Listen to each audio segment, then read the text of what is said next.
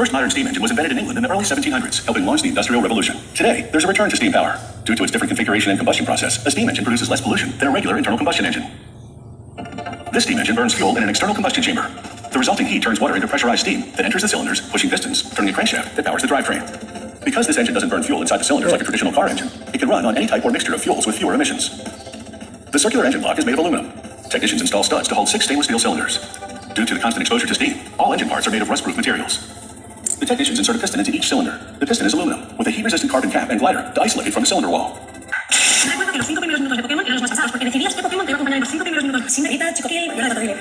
They connect the piston rods to the crankshaft in the center, with a specially designed component called a spider bearing. This bearing is designed to modify the piston stroke, producing a smoother rotation of the crankshaft and more power to the engine. Unlike a traditional car engine, with cylinders arranged in line, these cylinders are in a radial configuration, and therefore equidistant from the center. This prevents the engine from warping under high temperatures. They place a counterbalance over the spider bearing to further smooth the motion of the crankshaft. Now, they install a push rod over each cylinder. It operates a valve which lets steam enter the cylinder and move the piston. They insert the base of each push rod into a guide ring.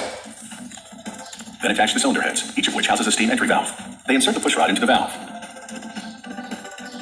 Then, to complete the engine assembly, they install the cam, which pushes the push rods as the shaft spins. The factory hooks up every completed engine for a couple of rounds of performance testing. First, a trial run using air pressure to check for leaks, and to verify that all components operate. If everything's fine, then they repeat the process with steam pressure. This type of steam engine can power many types of machines, from cars, trucks, and boats, to electric generators as we see here. In a vehicle, it doesn't require a transmission, because it produces so much rotational power. Now for the heat exchanger, the component which turns water into engine-powering steam. Technicians use a motorized wheel to wind 20 feet of stainless steel tubing into a coil. They bind the coil with steel thread, putting a stitch in between each tube to create a minute gap. That way, when fuel burns in the combustion chamber, the heat can travel over and in between the tubes, heating the water inside faster and more efficiently than if the heat would contact only the coil's top and bottom surfaces. The result, superheated steam in just 5 seconds. They stack 6 of these coils, one to feed steam to each cylinder. This nest of tubes form the engine's primary heat exchanger. They test it using any number of fuels. Even waste fuels which would otherwise be discarded, such as used motor oil and used vegetable oil from restaurant fryers. Virtually anything that burns will do the job. The fuel combusts at low pressure, not at high pressure as in a gas or diesel engine. That means burning fossil fuels to make steam produces far fewer greenhouse gases. And most hydrocarbons burn off completely within the sealed combustion chamber. You never have to refill or top off the water, because a condenser pulls the steam back into water, which then recirculates. Water is not only the working fluid, it also acts as the engine lubricant, so the steam engine doesn't require motor oil. Besides fuel combustion, this modern steam engine can run off other heat sources, such as solar heat and exhaust heat from furnaces or engines.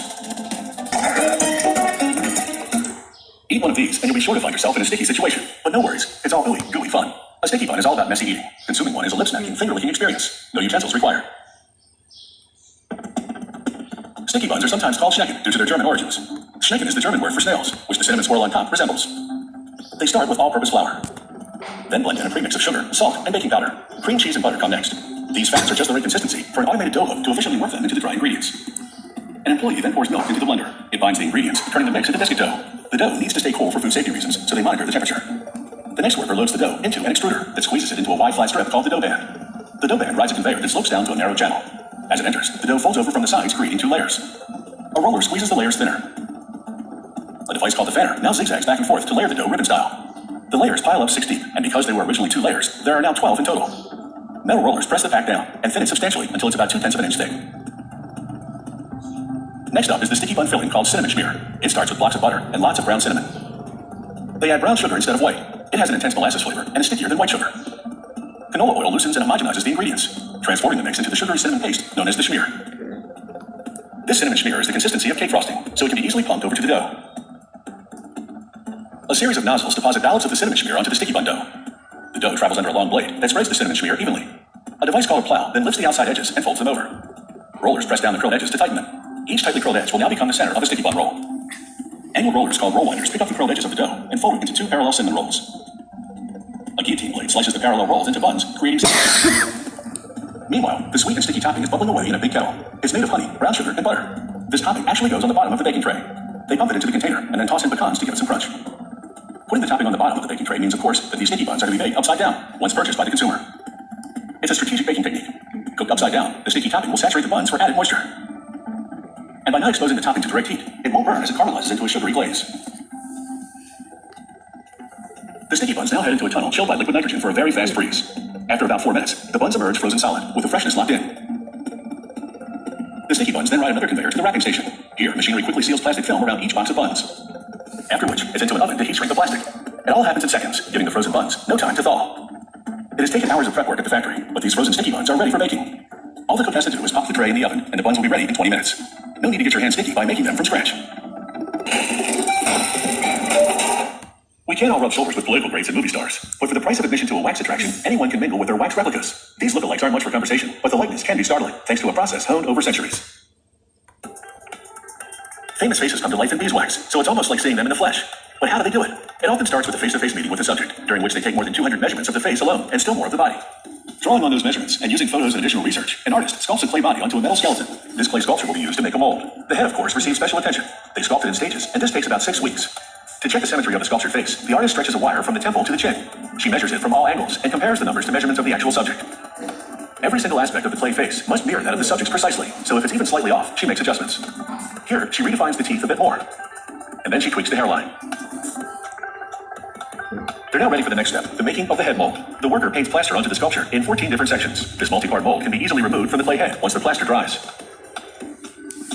After the clay head has been discarded, they give the reassembled mold a quick rinse. The wax artist turns the plaster head mold upside down and slots it into the wax bench, so named because it secures the mold during the wax casting. They melt blocks of Japanese beeswax and funnel the liquid wax into the neck of the plaster cast. They let it set for an hour, just long enough for the wax to solidify and form a thick crust around the inside of the cast. The artist removes crust at the neck and pours out the rest of the wax, leaving a hollow wax face inside. They set it aside for another hour to further solidify. The wax artist removes the plaster mold and comes face to face with the wax creation. She examines it thoroughly, confirming that the detail from the mold has been effectively transferred to the wax and that the wax face is a dead ringer for the human subject. The team then casts the wax figure's hands, and an artist matches the subject's skin tone against the chart.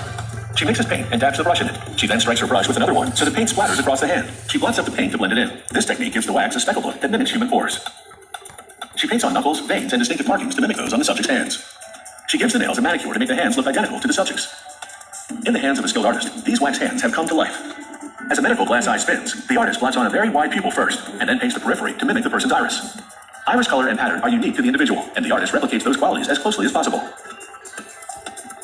She glues red silk threads onto the whites of the eyes to simulate broken blood vessels. It's another touch of realism. They slot the eyes into sockets in the wax head. Then the wax figure is ready for its hair, actual human hair matched to the subject's. They pierce the wax with a hot needle to insert each hair individually. The wax melts and closes around the hair. This process can take 4 weeks. They also plug in brows and lashes, and then brush on paint like makeup. With his face on, the wax figure now looks true to life. Once completed, wax figures get movie star treatment. Their hair is washed and styled regularly, and their clothing is routinely dry cleaned. After all, even wax versions of famous people have to keep up appearances.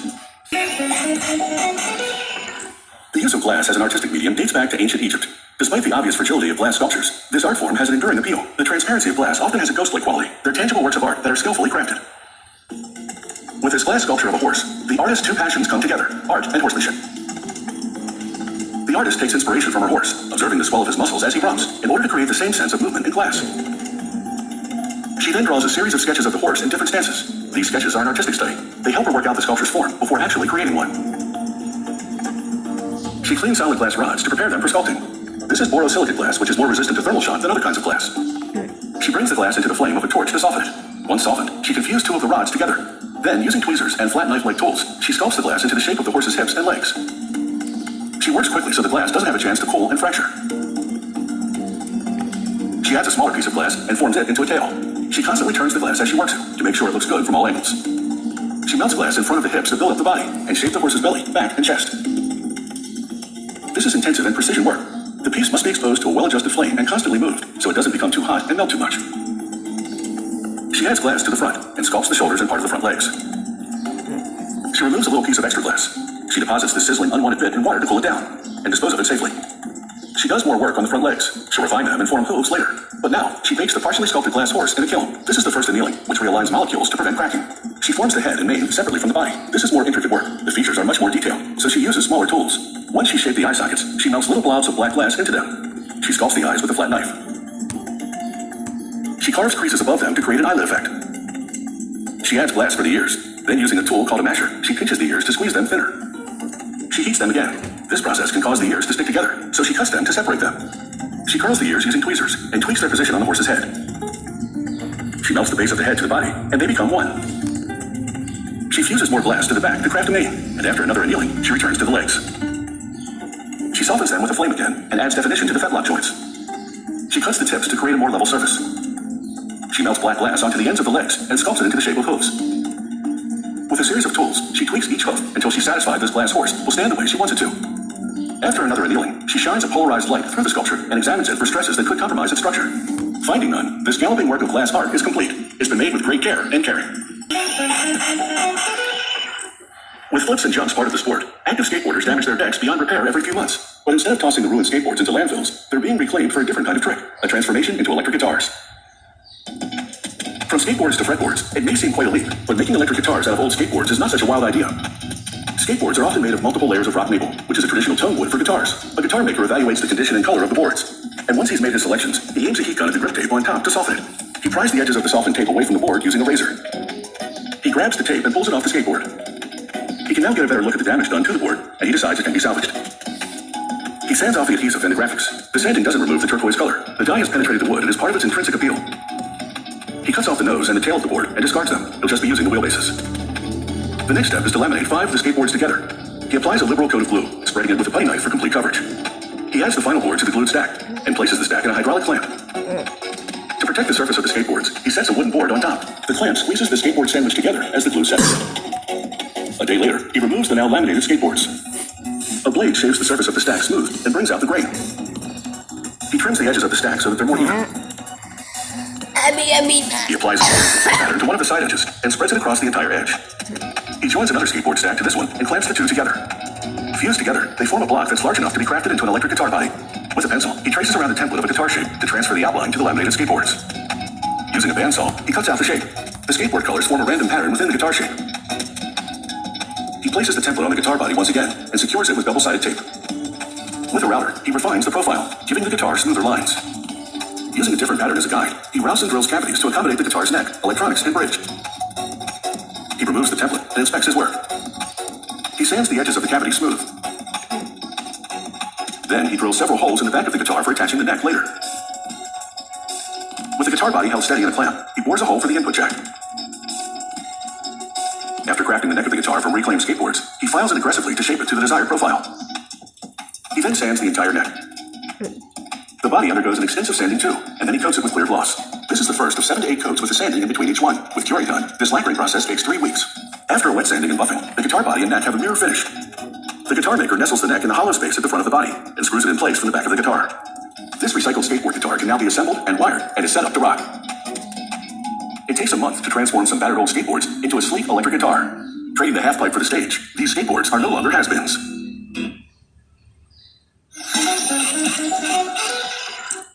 Originating in the Middle East, pita bread has been around for thousands of years. Today, its popularity continues to grow around the globe. Part of its appeal is its versatility. People can stuff the pita's pockets, use it as a sandwich wrap, or slice it for dipping.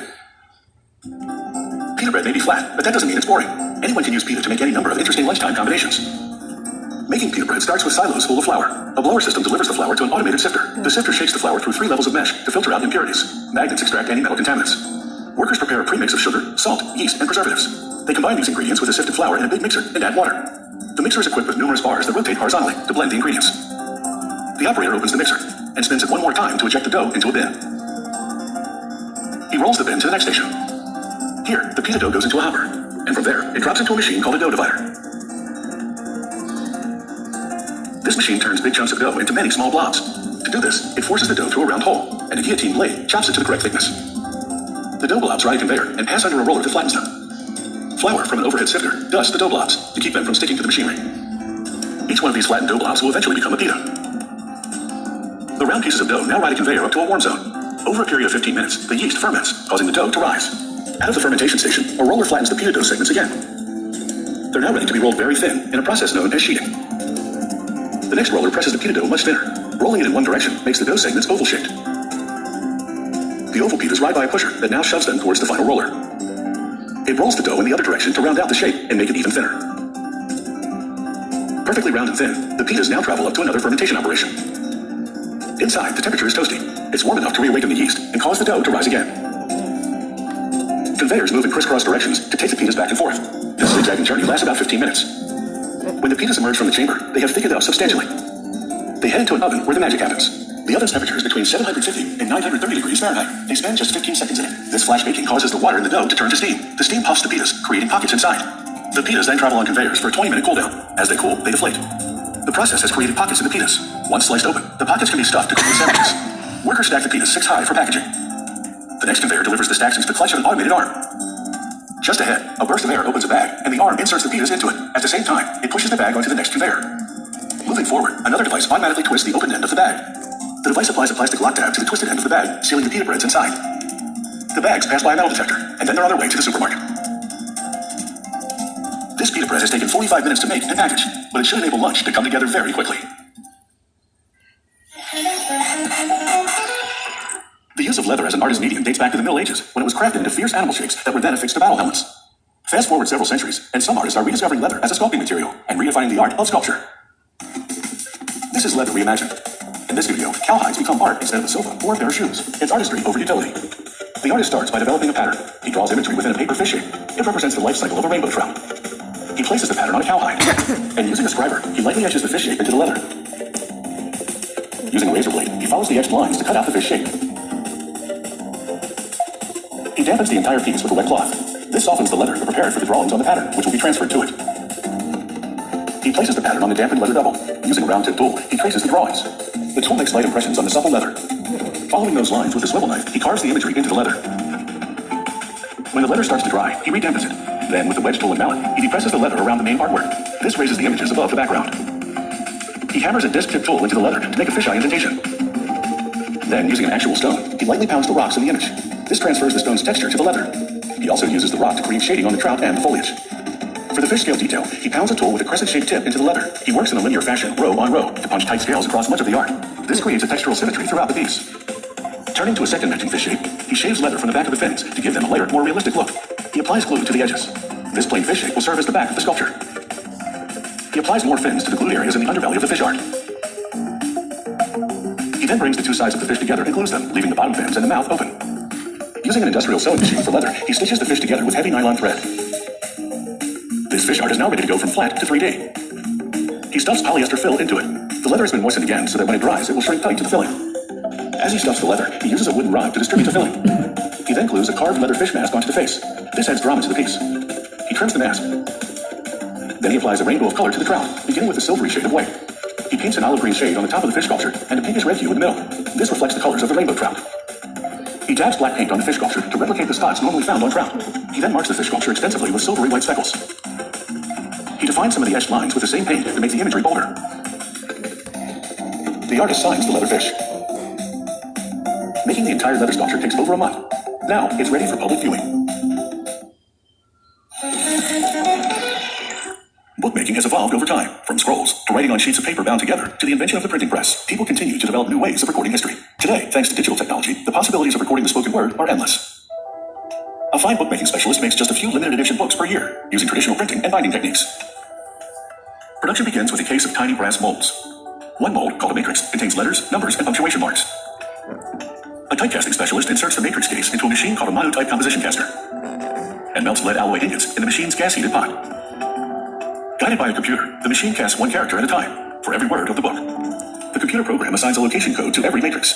To cast a character, the program communicates a specific code through plastic tubes, while pulps of air align that character's matrix with the injection nozzle. The nozzle dispenses molten lead into the matrix, while the machine injects the cast character onto a tray called the galley. As the lines of text exit the machine, the typecast specialist inserts a strip of lead to create spacing, called leading, between each line. He transfers the galley to the press room, where a proofing press spreads ink on the type. He places a sheet of newsprint over the galley and releases an impression roller. The roller prints the characters onto the paper, generating the proof. Meanwhile, the typesetter assembles the larger display copy manually by placing individual letters into a composition stick. This method was used for all copy prior to the invention of the automatic typecasting machines in the 1890s. Books printed in large sizes of type must be made entirely by manual typeset. Once complete, multiple galleys that make up several pages of the book are placed in a steel frame called a chase and loaded into the printing press. This cylinder press feeds one sheet of paper at a time to grippers that pull the paper around a cylindrical roller. As the roller rotates, the paper drops onto the ink type, printing the characters into the sheet. One press sheet typically contains 8 pages per side. Another machine folds the sheets. Then bookbinders manually collate groups of 16 consecutive pages to form sections of the book called signatures. Next, a bookbinder sews the signatures together one at a time until the book is fully assembled. This method of bookbinding, called Smith sewn binding after its 19th century inventor, is of the highest quality because pages can't fall out or be removed. Like the binding, the book cover is meticulously handcrafted. A bookbinder hot glues a piece of cloth to the back of the cover. The cover is made of flexible paper and thick cardboard. Then she flattens the cloth on all sides. Using a razor blade, the bookbinder makes a slit for the cloth where she'll place a recessed label later. This enables the cloth to spread out and form to the spine's rounded shape. The cloth is pressed firmly against the structural components with a plastic tool called a bone.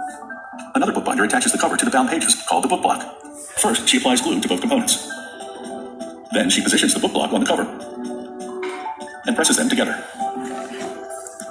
She places the book in a nipping press that puts pressure around the spine, fusing the book block and cover together. Then the front and back of the cover are glued to the first and last pages of the book. The book then sits in another press overnight, bringing this bookmaking story to a close. The first jigsaw puzzle was invented in Europe in 1760. Nearly 2 centuries later, a Canadian inventor reshaped the popular pastime. His puzzle pieces, made of thick foam rather than cardboard, could stand upright, turning the puzzle into a 3-dimensional model. Constructing a 3D puzzle produces impressive results. To do so, 2 800-piece puzzle sets are used to create this spectacular castle replica. An industrial designer creates the puzzle's 3-dimensional structure. An illustrator uses techniques, such as visual textures and shading, to transform flat graphics into a 3-dimensional rendering. The industrial designer prepares the printing and cutting layout, fitting up to 3 puzzles per sheet. The puzzle pieces are made from rigid foam. The foam is specifically engineered to be chemically compatible with the paper graphics and proprietary adhesive. A technician feeds 1 sheet at a time into a custom-designed lamination machine. The first station spreads hot glue over the top of the foam sheet. An automated arm with vacuum suction cups lifts a single sheet of printed paper and places it on the glue-coated foam sheet. As soon as the paper adheres to the foam, the sheet is released from the suction cups. Then the foam moves under a roller that presses down the paper. As the laminated foam exits the machine, a technician rolls a tube over the foam, pressing out any remaining air bubbles to ensure the paper adheres fully. In the development phase, the industrial designer assembled a blueprint for how the puzzle pieces would be shaped and laid out. That design went to a toolmaker who produced a corresponding cutting die out of steel knives. The die is mounted inside the cutting machine. A technician feeds the machine 1 laminated foam sheet at a time, paper side down. Grippers grab the edge of the paper, pulling the sheet into the machine. The cutting die slices the puzzle pieces into the foam. Even though the cutting pressure compresses the foam, it immediately bounces back, keeping the sheet intact. Thanks to a high-quality rubber sheet inserted between the blades, the pieces don't get stuck in the die. The stiff rubber provides counter-pressure to help remove the foam sheet. If the sheet has 2 or 3 puzzles printed on it, the cutting die separates them. Then, a technician places the puzzle on a semi-automatic conveyor belt that moves it to the dismantling machine. The machine infuses the die-cut puzzle sheet with steam. The steam prevents static electricity, which causes pieces to cling together, or to the inside of the machine. The machine separates the pieces and dispenses them into a puzzle box. A technician adds the standard instruction sheet and seals the box. The instructions are in black and white, but can be viewed in color online. The first step is to sort the pieces by color and design, and set aside the ones marked with a red dot, which is part of the manufacturing process, not the puzzle itself. The next step is to assemble the puzzle, section by section. All the sections are flat, so the final step is to attach the flat sections to make the puzzle 3-dimensional. For an additional challenge, you can forego the step-by-step instructions and refer only to the photos on the box. If you happen to lose a puzzle piece, you can go to the company's website to trace the number of your missing piece. Then order a new piece online. The company will mail it to you so that you can complete your puzzle. Unlike a traditional flat puzzle, you can move your 3D puzzle without it falling apart. It takes 4 to 6 months to develop and design this incredible 3D puzzle. Now it's time to spend even longer piecing this puzzle together.